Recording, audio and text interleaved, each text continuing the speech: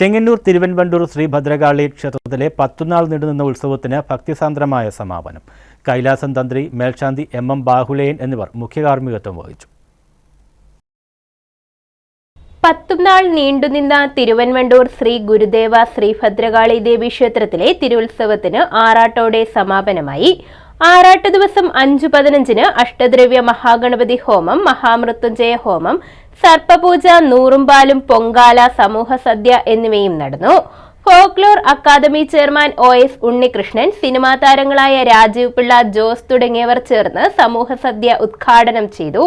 വൈകിട്ട് 4-ന് ക്ഷേത്രത്തിൽ നിന്നും ഇരമല്ലിക്കര ആറാട്ടുകടവിലേക്ക് ആറാട്ട് ഘോഷയാത്രയും നടന്നു.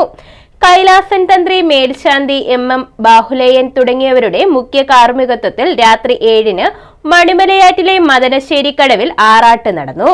തുടർന്ന് താലപ്പൊലി, മുത്തുക്കുട, ചെണ്ടമേളം, കരകം, പമ്പമേളം, വിവിധ നിശ്ചല ദൃശ്യങ്ങൾ, കെട്ടുകാഴ്ച എന്നിവയുടെ അകമ്പടിയോടെ ആറാട്ടുകടവിൽ നിന്നും ആരംഭിച്ച ഘോഷയാത്രയ്ക്ക് ഇരമല്ലിക്കര ശ്രീധർമ്മശാസ്ത്ര ക്ഷേത്ര ഭാരവാഹികൾ, കൊക്കാപ്പള്ളിൽക്കാവ്, കൂലിക്കടവ് ഭദ്രകാളി ക്ഷേത്രം, തിരുവൻവണ്ടൂർ ശ്രീ ശുഭാനന്ദാശ്രമം ക്ഷേത്ര ഉപദേശക സമിതി, തിരുവൻവണ്ടൂർ NSS കരയോഗം എന്നീ ഹൈന്ദവ സമിതികൾ സ്വീകരണം നൽകി.